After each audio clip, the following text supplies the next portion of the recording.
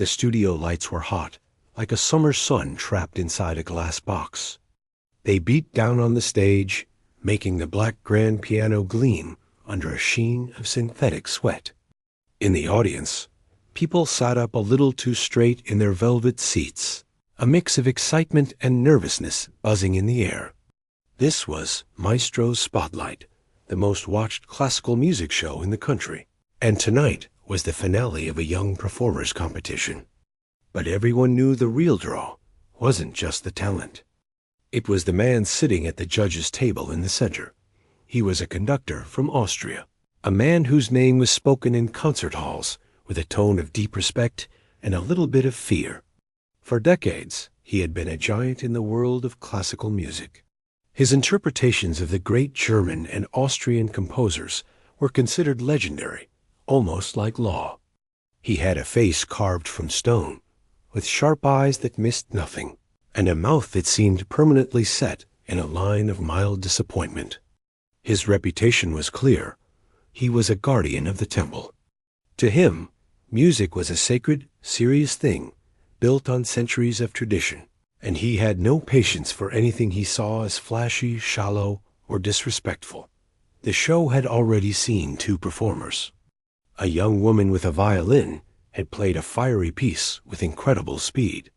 The conductor had listened, steepled his fingers, and called it acrobatics. Not art. A cellist had poured his heart into a melancholic melody, only to be told his interpretation was sentimental and weak. The applause from the audience after each verdict was always hesitant, caught between politeness and agreement with the great man. Backstage, the final acts waited in a cramped, dimly lit area that smelled of old carpet and rosin. Among them were two young men, brothers. They were 20 years old, from a city near Osaka in Japan. They stood quietly, almost still, in contrast to the nervous pacing of some others.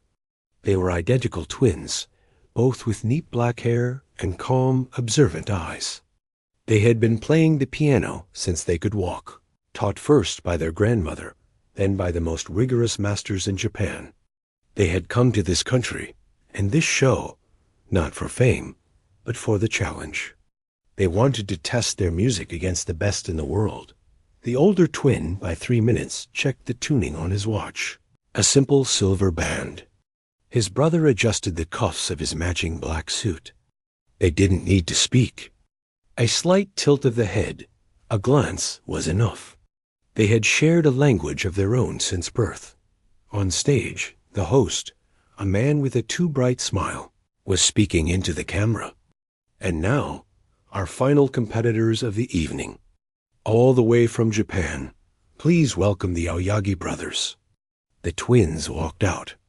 Their movement was synchronized not for show, but from a lifetime of moving together.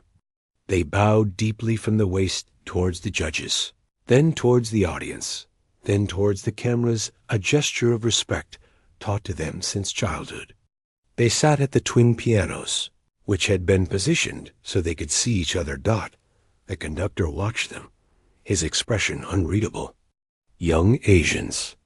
Piano duet. He had seen this before. Technicians, usually. Brilliant fingers, but often no soul.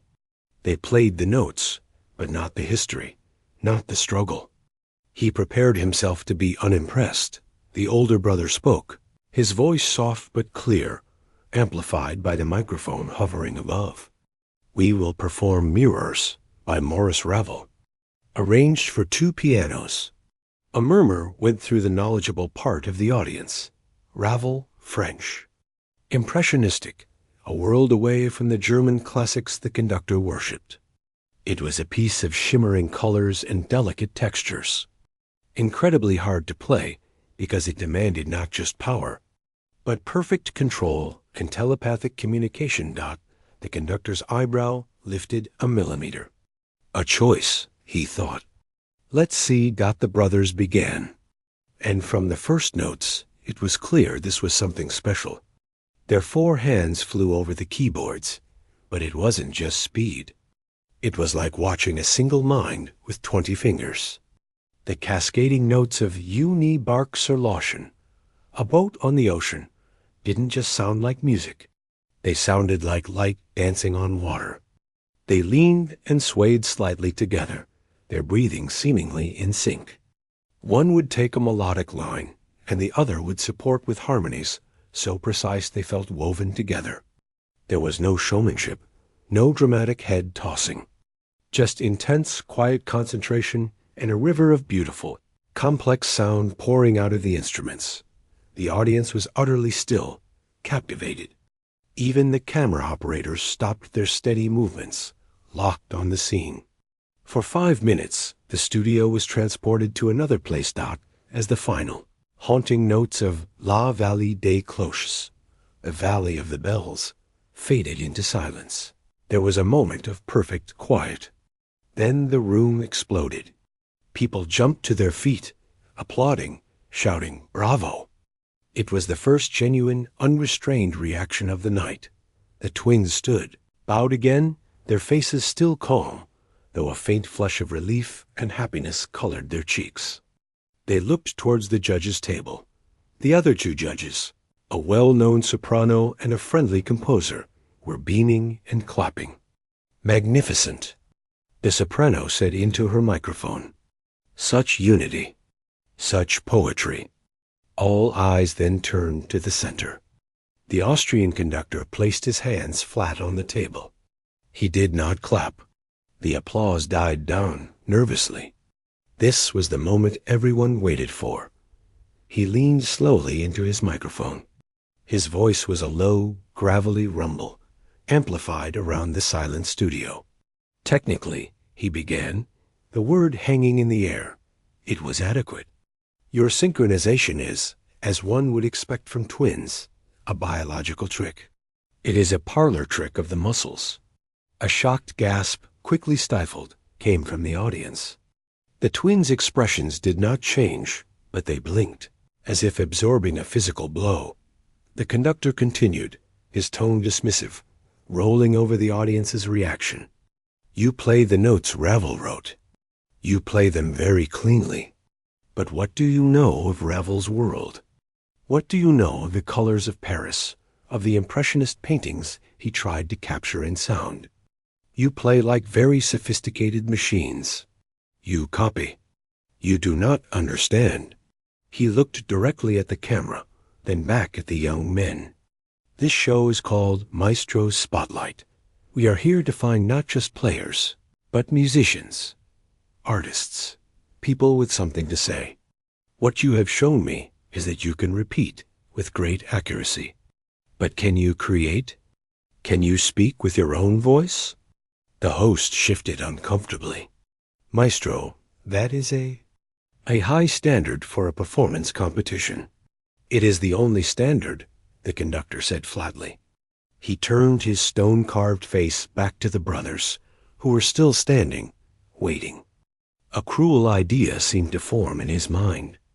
A way to prove his point, to educate the audience, to put these upstarts in their place.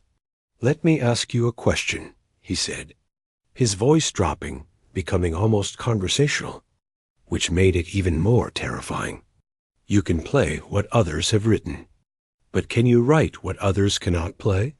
He let the confusing question hang there. The studio was frozen. "I challenge you," he said, the word feeling too big, too heavy for the TV studio. "If you wish to be called true musicians, do not come back and play another copy of a dead man's work. Come back with a piece of your own, not just any piece." He paused, making sure every word was heard. "Compose a piece that I cannot play." The silence was absolute. You could hear the hum of the lights. The host laughed nervously, thinking it was a joke. "Surely, Maestro, you mean a difficult piece? You can play anything." The conductor did not smile. "I mean what I said. A piece that Hans von Bülow cannot start and finish. These 2 boys, with their 4 hands and 1 mind, they can make complicated tricks. But can they create a true musical puzzle? A piece with intellectual rigor, not just finger gymnastics? I doubt it. It would require a genius they, as copyists, do not possess. He sat back, his challenge thrown down like a gauntlet. Live to the nation. It was more than ridicule.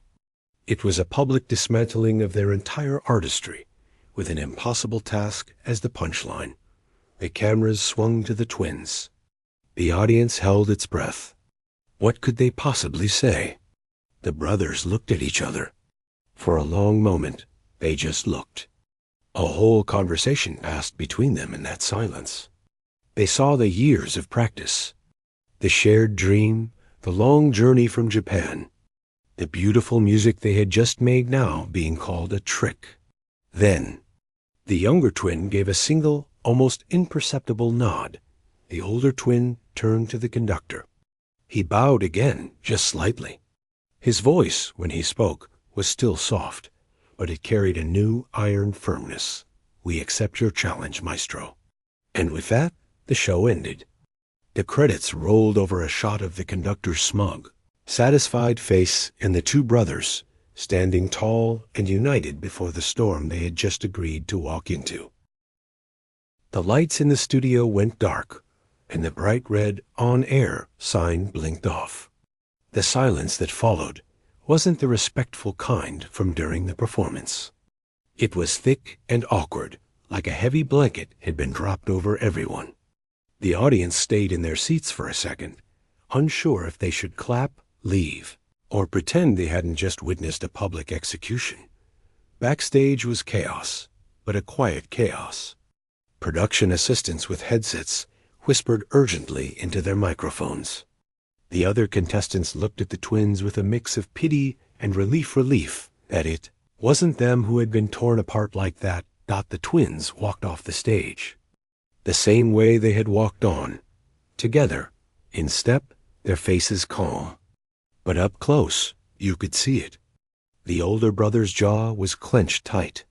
The younger one kept blinking, his eyes a little too bright, focusing on a spot on the floor as they moved through the narrow hallway towards the green room. A producer, a woman with a kind but stressed face, intercepted them. "Boys, listen, that was unbelievable. I am so sorry. We had no idea he would go that far. It was completely out of line." She was wringing her hands. The network might even issue an apology. "We'll talk about damage control." The older brother stopped and looked at her. He gave a small, polite bow. "Thank you for your concern. No apology is necessary from you." His voice was flat. The producer was taken aback. "But what will you do? You don't have to take his challenge. It's ridiculous. Everyone knows it." "We said we would accept," the younger brother said, his first words since leaving the stage. "So we will." They bowed again and continued to their small, shared dressing room, leaving the producer staring after them.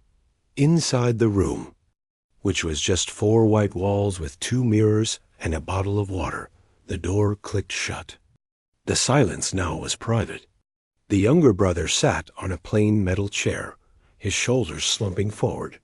He put his head in his hands. A shaky breath escaped him. The older brother stood by the door, his back to the room. He stared at the grain of the wood. For a full minute, neither moved. The only sound was the muffled noise of the crew packing up outside. "He didn't hear it," the younger brother finally said, his voice muffled by his hands. "He didn't hear the boat on the ocean. He didn't hear the bells in the valley. He only heard machines." The hurt was raw now, no longer hidden by politeness. The older brother turned. His own eyes were shining. He heard what he wanted to hear.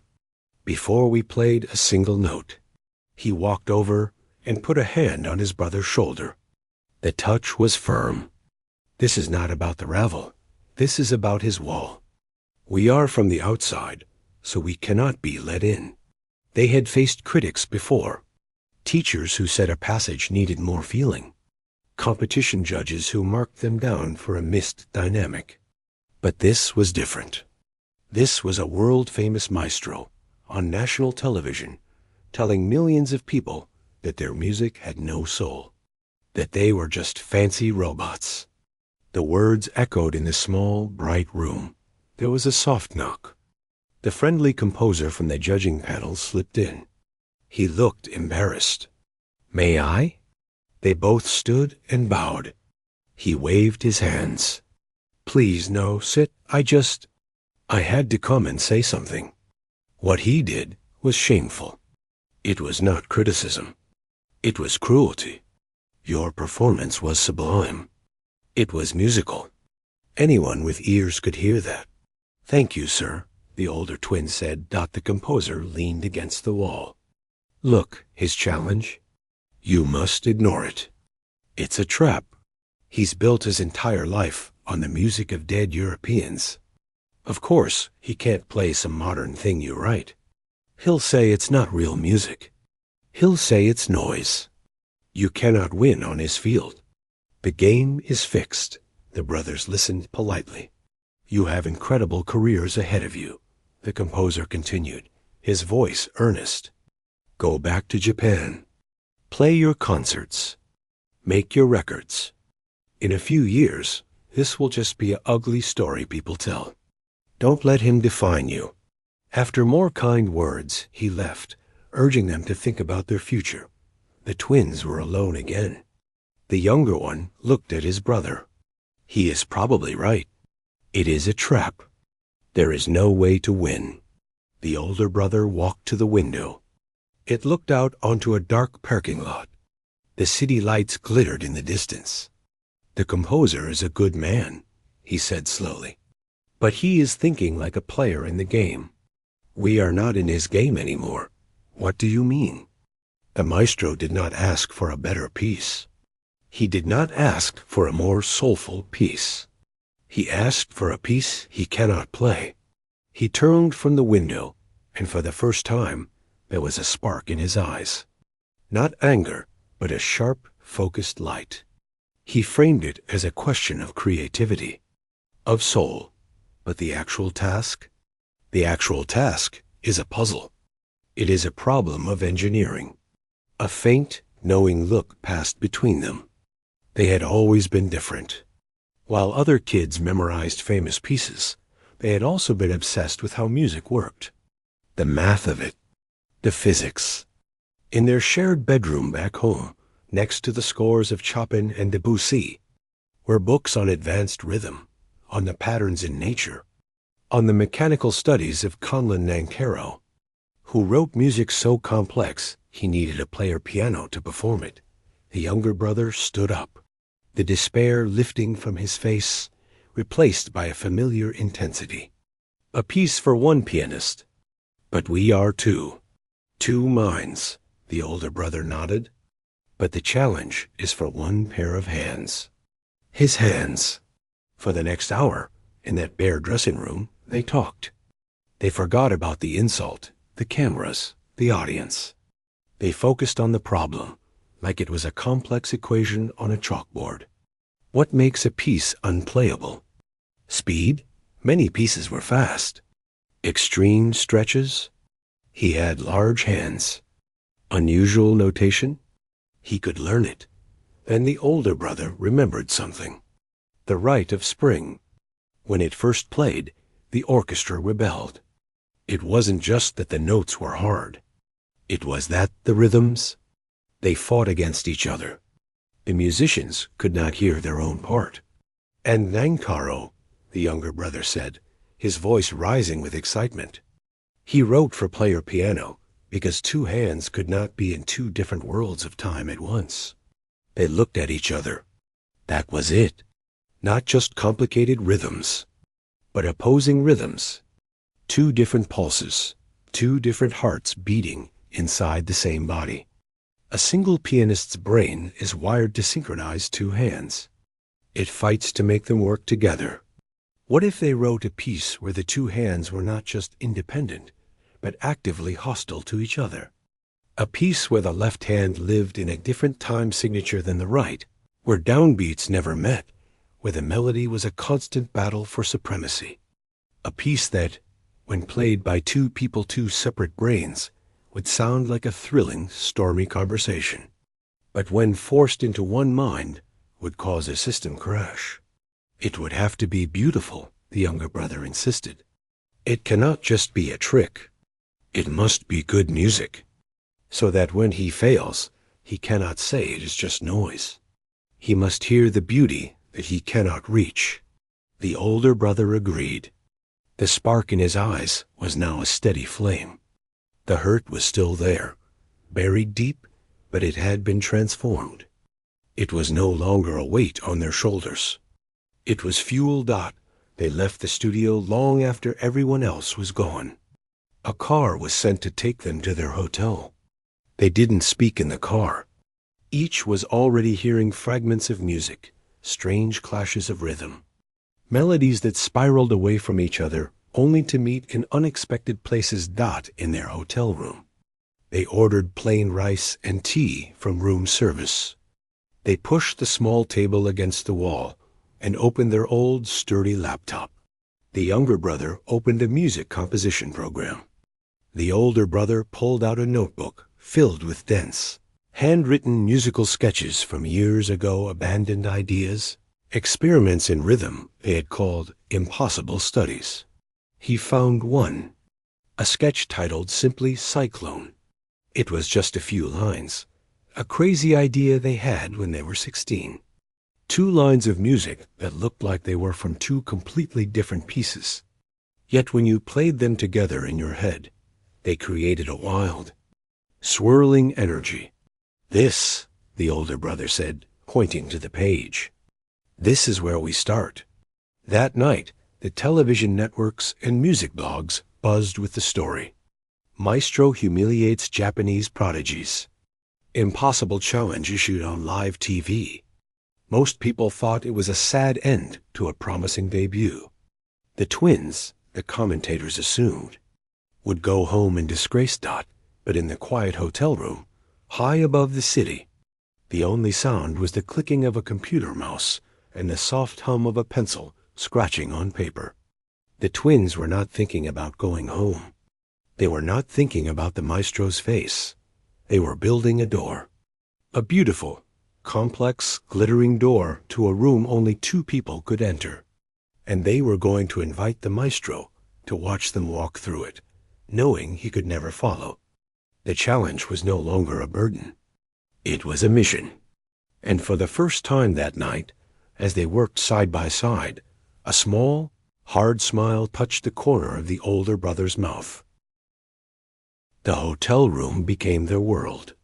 They had a small, plain room with 2 beds. They were always neatly made because they never slept in them at the same time. One would work while the other rested for a few hours. Then they would switch.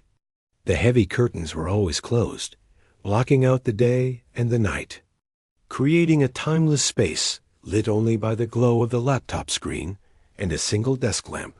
Their suitcase, still mostly packed, sat in the corner. Inside were concert clothes and scores for familiar pieces. They did not touch them. Instead, the room was taken over by paper. Sheets of manuscript paper, covered in dense, inky black notes, were taped to the walls, spread across the floor, and piled on the second bed. It looked like the work of detectives trying to solve a crime, but the crime was a piece of music that did not yet exist. The old sketch titled Cyclone was the seed. But a seed is nothing without a storm to grow in.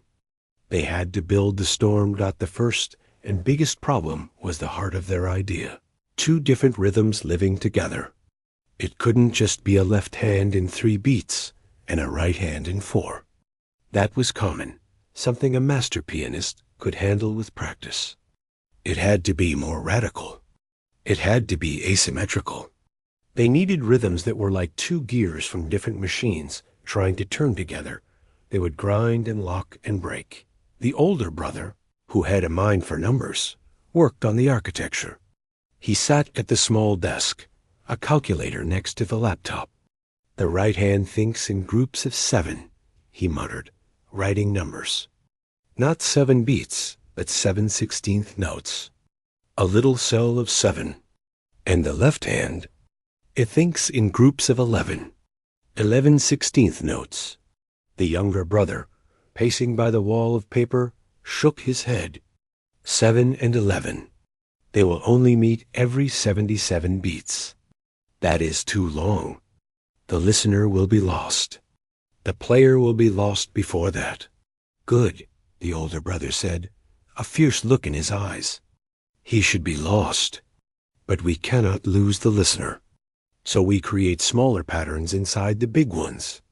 We create melodies that repeat within the 7 and within the 11, so each hand has its own song. They are songs that never quite line up, but they speak to each other. They call and respond across a river. This was the hard part, making it mathematically impossible for one person, but musically beautiful for two. The younger brother would sit at the cheap keyboard they had rented, its volume turned low. He would play the right hand's 7 melody. It sounded like a frantic falling bird call quick, arting, and oddly pretty. Then he would play the left hand's 11 melody. This one was heavier, like a pounding heart with a stutter, a deep, obsessive chant. Played alone, each sounded like a strange, unfinished thought. Then the older brother would pull his chair over, and they would play them together. 4 hands on the small keyboard, their elbows bumping. And for a few seconds, magic happened.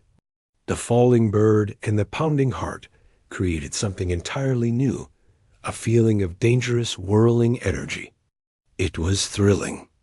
Then it would fall apart as their concentration broke, and they would stop, breathless. It works, the younger brother would whisper, his fingers still hovering over the keys. The feeling is there, but it is like catching smoke.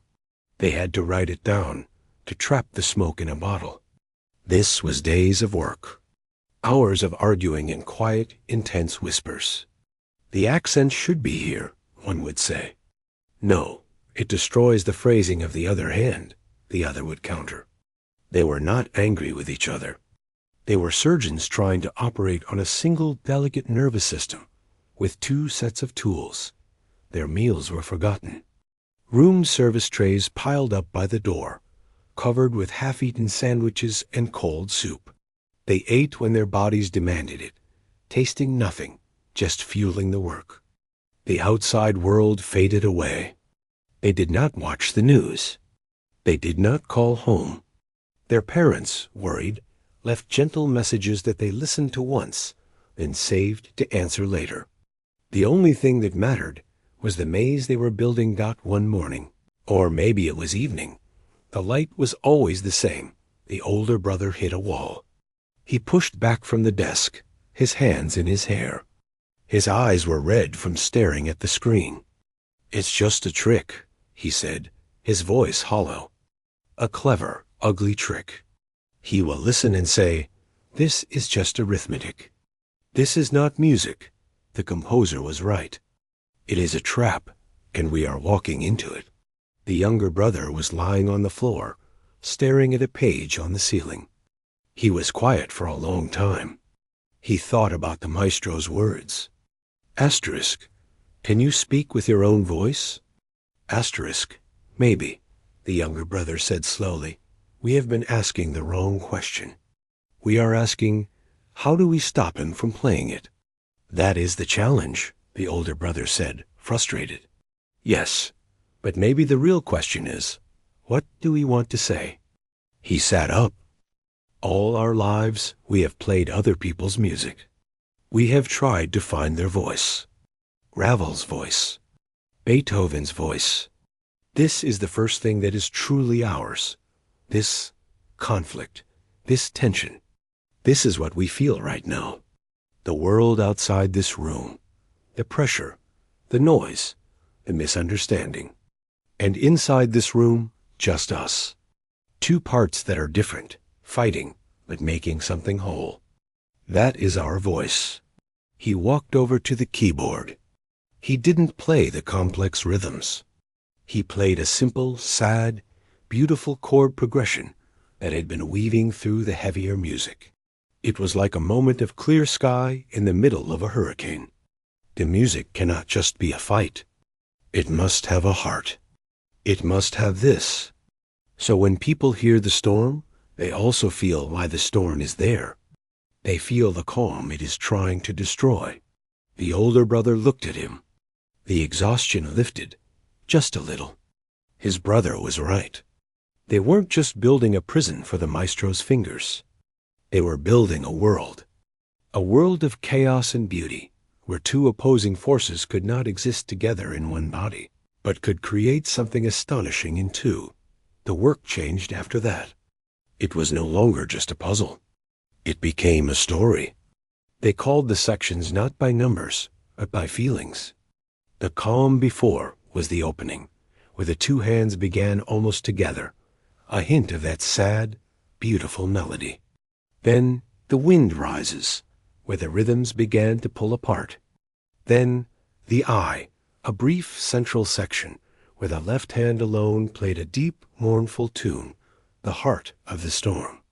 Then the second wall, where the chaos returned, more ferocious than before.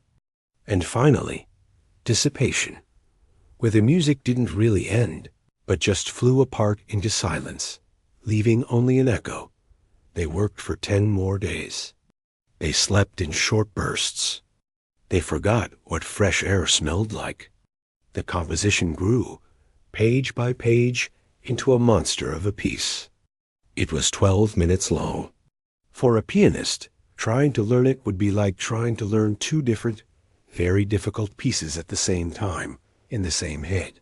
Finally, the night before they had to return to the studio, it was done. They printed out the final score. It was over 40 pages thick. The notes on the page looked insane, a wild garden of stems and beams going in every direction. They were too tired to feel happy. They just felt empty. They sat on the floor, leaning against a bed, the stack of paper between them. "We have to be able to play it," the younger brother said. "Perfectly. Or it proves nothing." The older brother nodded. They had practiced sections, but never the whole thing together, start to finish. They needed to see if it was even possible for anyone, even them. They went down to the hotel's basement. They had made a deal with the night manager, a man who loved jazz, to use a small conference room with an old piano after midnight. For the first time in 2 weeks, they played music out loud. Not fragments, but the whole, terrifying thing. It was messy. They made mistakes. They had to stop and argue about tempo. But they pushed through. And when they reached the final, crashing notes and let the silence hang, they looked at each other. Their hands were shaking. Their hearts were pounding. It was music. Hard, strange, and brutal. But it was also beautiful. It was theirs. They walked back to their room in the early hours of the morning, the city quiet around them. The weight of the challenge was back, but it felt different now. It was no longer a heavy stone. It was a key, cold and sharp in their hands. They were no longer two boys who had been ridiculed. They were the guardians of a door, and they held the only key that could open it. Tomorrow, they would go back to the bright lights and the cameras. They would see the maestro's stony face again. But they were not afraid. They had built their world. Now they would invite him in and watch him find the walls they had already discovered. The silence in their room now was not awkward. It was the silence before the first note of a storm. The atmosphere in the television studio was electric, but it was a nasty kind of electricity. It felt like the air before a thunderstorm, charged with tension and the promise of something painful. The audience had been buzzing since they filed in. This wasn't just another episode of Maestro Spotlight. This was a spectacle. People whispered, craning their necks to see the stage where two pianos still sat, waiting. Backstage, the twins were in a different dressing room this time, a slightly bigger one. They wore simple, dark suits. They looked calm, but their stillness was different from before. Before, it was the quiet of focus. Now, it was the quiet of deep, settled certainty. They had done all they could. The 40-page score was in a black folder on the table between them. The kind producer came in, her face pale. "Boys, listen. The network. There's been a lot of talk. We can still stop this. You can go out, play something beautiful and traditional. Take the high road. The audience will respect it. You don't have to walk into this." The older brother looked at her. "We are not walking into anything. We are simply going to play our piece." "But he's in a mood," she said, lowering her voice. "He's been telling everyone in the green room that this will be a object lesson in the difference between novelty and art. He's ready to tear it apart. He's excited for it." The younger brother gave a small, almost invisible smile. "Good," he said softly. The producer looked at them as if they were walking to their own funeral. She sighed and left them alone. On the other side of the studio, in the lavish judge's green room, the Austrian conductor was holding court. He sipped mineral water, surrounded by a few sycophants from the production. "It is a necessary duty," he was saying, his voice carrying, "to protect the sanctity of the craft from those who would replace depth with cheap puzzles. They are clever children. I will be gentle, but I must be clear." He believed completely that he had already won. He had spent the weeks getting interviews about the decline of musical education. He had not thought about the twins at all. In his mind, they were already forgotten, a minor footnote in his great legacy of upholding standards. The host walked onto the stage, his usual bright smile strained at the edges. The live broadcast was about to begin. He gave a dramatic recap of the unprecedented challenge, his words making the whole thing sound like a sporting event. The audience clapped, a nervous, eager sound. "Welcome back to the stage, the Aoyagi brothers." The twins walked out. There was a smattering of applause, but it was mixed with a palpable curiosity. People leaned forward in their seats. The twins bowed, their movements still perfectly synchronized. They did not look at the judge's table. They went to their pianos. "And now," the host said, his voice dropping to a dramatic whisper, "they will present their original composition, their answer to the maestro's challenge. Brothers, what is the piece called?" The older brother spoke into his microphone. "It is called Cyclone, a fitting name, many thought. A brief, destructive thing." They settled in for what they assumed would be a few minutes of noisy, modern chaos. The brothers began. The first minute was not what anyone expected. It began with a single questioning note from the left piano, answered by a soft chord from the right. Then a melody emerged, slow and hauntingly beautiful. It was simple, sad, and deeply lyrical. The audience relaxed. This was just pretty music. The maestro, at the judge's table, allowed a faint, patronizing smile to touch his lips. Sentimental, he thought. Predictable. But then something imperceptible shifted. The left hand of the younger brother began a pattern, a low, pulsing rhythm that felt steady. The right hand of the older brother answered with a faster, darting line. At first, they seemed together, but slowly, surely, they began to pull apart. It was like watching two trains on tracks that started side by side, but began to curve, away in different directions. The beautiful melody was still there, but it was now being stretched, fought over, torn between the two pianos. The rhythms became more complex.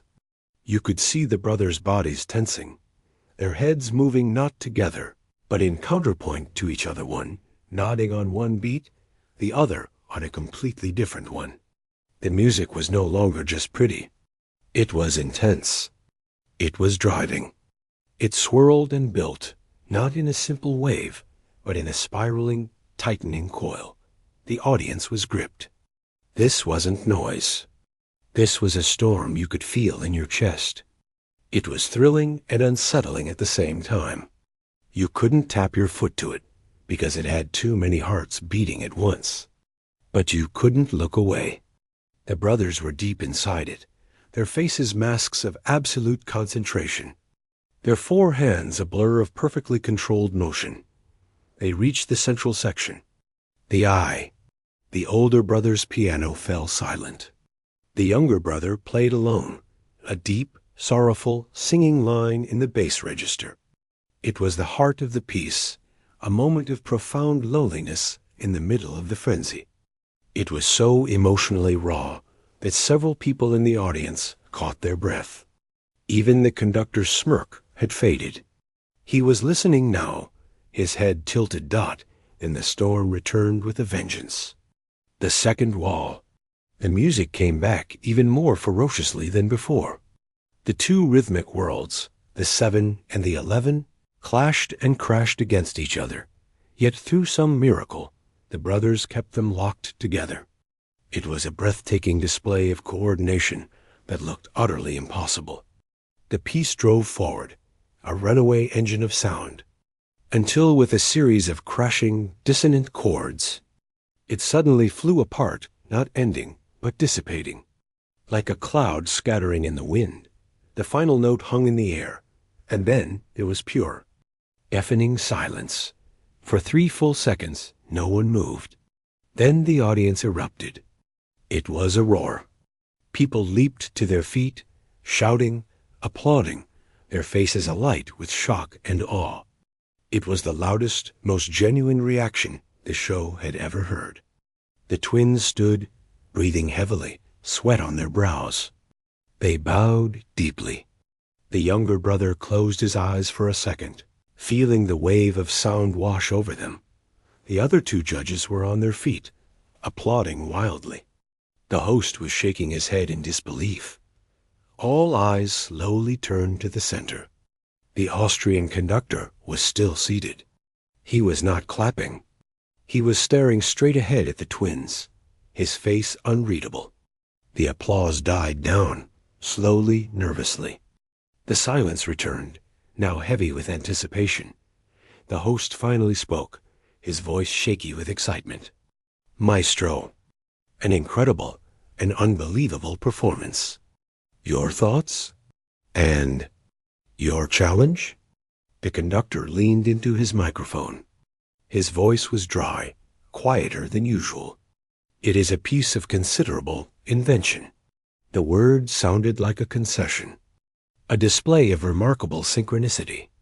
As expected, he was trying to regain his footing, to be the professor grading a paper. But the challenge was not merely to compose a difficult duet. It was to compose a piece I cannot play. This is a piece for 2 pianists, 2 minds. To judge the challenge, one must consider it as a piece for one. A murmur went through the crowd. It felt like a lawyer's trick. The older brother spoke, his voice clear and calm in the tense air. "It is for 1 piano, maestro. It is written on a single grand staff. It is 1 piece. We simply divided the hands between us for the performance." The conductor's eyes narrowed. He had not expected that. "A single score. Then it is, theoretically, playable by a single pianist." "Yes," the younger brother said. "Theoretically." A long pause. The host saw the dramatic opportunity and pounced.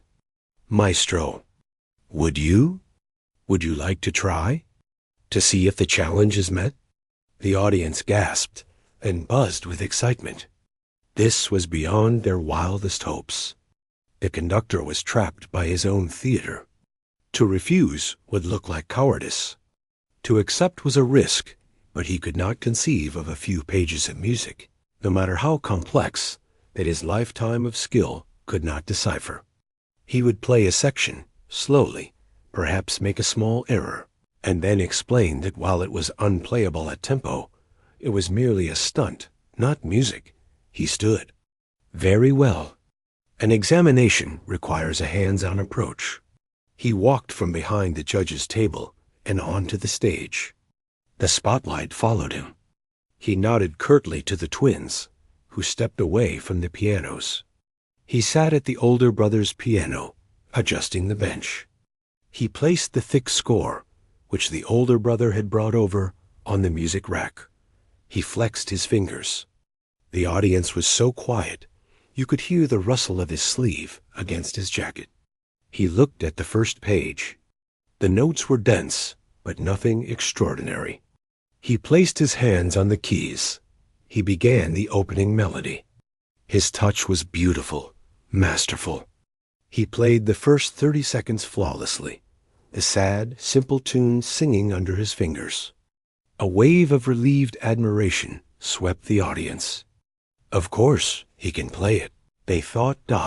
Then he reached the point where the left hand's 11. Pattern began its fight with the right hand's 7. His hands, which had been moving together, hesitated. His left hand wanted to establish its own pulse, his right hand another. His brow furrowed slightly. He pushed on, forcing the hands to cooperate. But the music began to sound stiff, wooden. The beautiful, swirling chaos the twins had created was gone, replaced by mechanical plodding. He played for another 20 seconds, but it was clear he was fighting the score, not interpreting it. The rhythm was collapsing. He stopped. He took a breath, his lips a tight line. For a long moment after the conductor walked off the stage, nobody moved. The audience sat frozen, as if the bow had been a spell that turned them all to stone. The host stood with his mouth slightly open, his mind completely empty of the clever words he was paid to say. The only people who seemed to breathe were the twins, standing side by side near their pianos. They watched the empty space where the maestro had been, their own faces unreadable. Then sound rushed back in like a wave. It wasn't applause this time. It was a roar of pure shock, a cacophony of voices all talking at once, gasps and exclamations.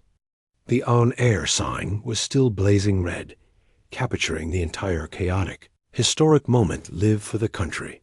Backstage, it was pandemonium. Producers were yelling into headsets.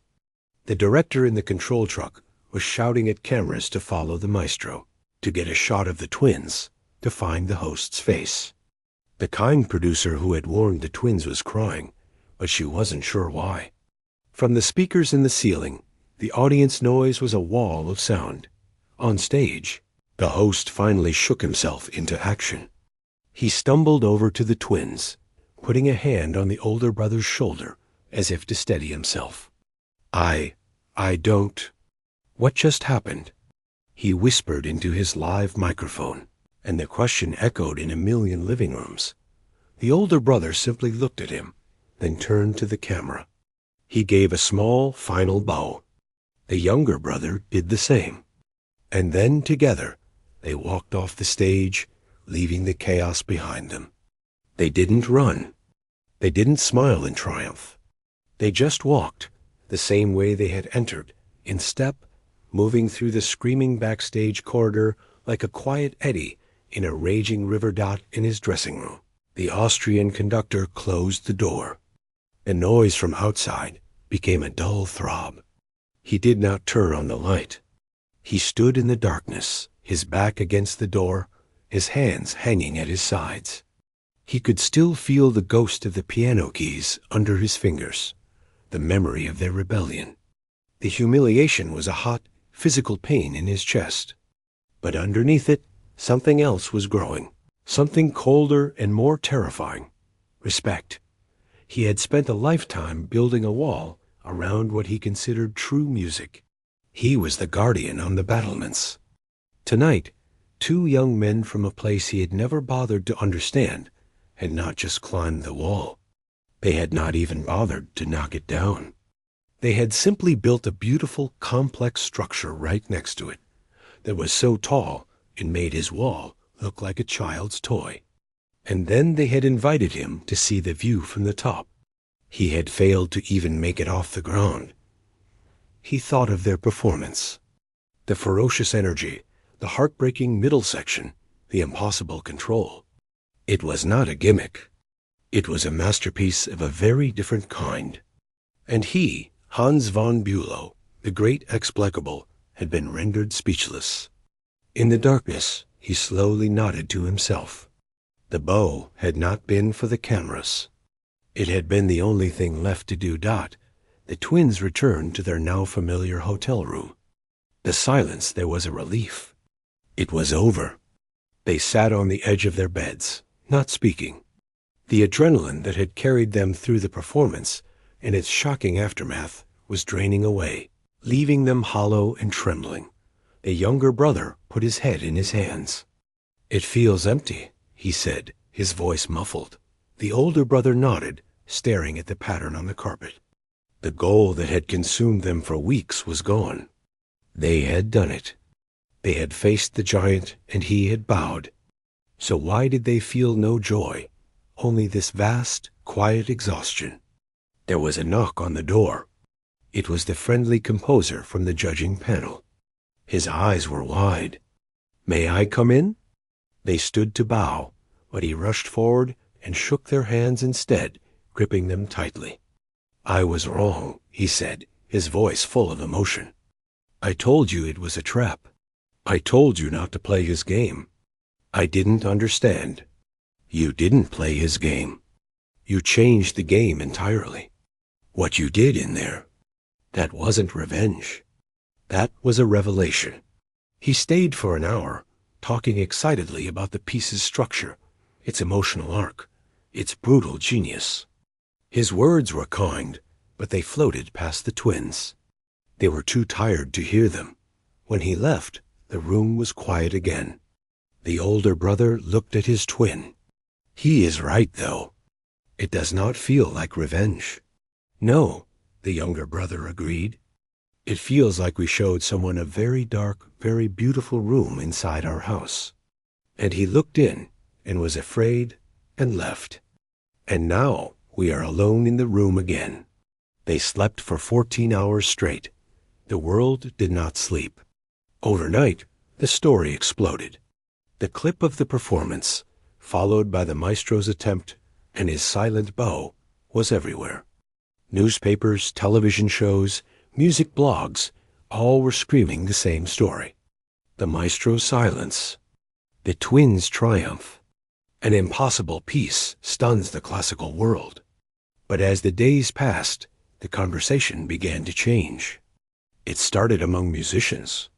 Pianists, composers, and theorists got hold of the score, which the twins had quietly allowed to be shared.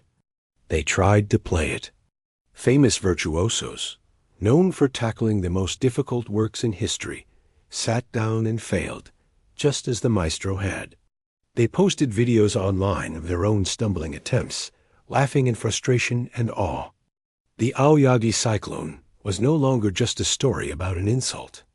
It became a legendary puzzle, a mountain no single climber could summit. The twins went home to Japan. They were met at the airport by a small crowd of reporters and a few devoted fans. They bowed, said they were grateful for the support, and that they were happy to be home. They did no big interviews. They refused to speak about the maestro at all. They went back to their small apartment with the 2 pianos. For a week, they did not play. They visited their parents. They walked in the park. They ate their grandmother's cooking. They tried to remember who they were before the storm. One afternoon, a plain, heavy envelope arrived at their door. It was International Post. Inside was a single sheet of expensive, cream-colored stationery. There was no return address, but the handwriting was precise. Severe and unmistakable dotted red in German, with a translation neatly written below, asterisk to the Aoyagi brothers. Asterisk asterisk, a craftsman who spends his life perfecting the making of walls may forget that the purpose of architecture is not the wall, but the space it contains. You have built a space I cannot enter. For this I was first angry. Then I was ashamed. Now I am only grateful. Asterisk asterisk, you have shown me that my wall had no door. Thank you for the reminder from outside. Asterisk asterisk, it is a formidable piece. It will endure. Yours, in respect, HEV asterisk, They read it several times, sitting at their kitchen table. The older brother carefully placed the letter back in the envelope. There was no gloating. The letter felt like a closing of a circle. It was an acknowledgment from the very center of the world that had tried to shut them out. It was enough. A month later, they gave their first concert since returning. It was in a small hall in Tokyo. The program listed Chopin and Beethoven and Debussy. The audience wondered if they would play Cyclone. They did not doubt in the middle of the program. The older brother addressed the crowd. "We would like to play a new piece," he said. "It is for 2 pianos. It is called Garden After Rain." They played. It was nothing like Cyclone. It was gentle, peaceful, full of dripping sounds and clear, interlocking melodies that fit together like puzzle pieces meant to match. It was beautiful in a completely different way. There was no conflict in it, only growth. The audience applauded, but many were puzzled. Where was the fire? Where was the famous storm? After the concert, a young student approached them. "Why don't you play Cyclone?" she asked. "It's your most famous piece. Everyone wants to hear it." The younger brother smiled. "That piece was for a specific moment. It said what we needed to say then. This piece," he said, gesturing to the stage, "says what we need to say now." They learned that victory is not a place you live in. It is a key that unlocks a door. On the other side of that door, you still have to live and work and find new things to say. The maestro's challenge had forced them to find a voice they never knew they had, a voice of conflict and storm. Now, they had to learn all the other voices waiting inside them. Years later, Cyclone is still played, but only by duos. It is a benchmark, a test of partnership and rhythmic hell. The story of that night on television is a legend, told and retold. The Austrian conductor never spoke publicly about it again, but those close to him said he changed. His criticisms became less cruel. He began to program living composers, even some from Asia. He never tried to play Cyclone again. And the twins? They are still brothers. They still play together. They compose. Sometimes their music is stormy. Often it is calm. They are no longer the boys who were ridiculed on TV. They are the men who built a room called Cyclone, lived through its storm, and walked out the other side together into the quiet, wide open sky of their own future. The echo of that night doesn't define them. It is just a single, powerful chord in the long, evolving song of their lives.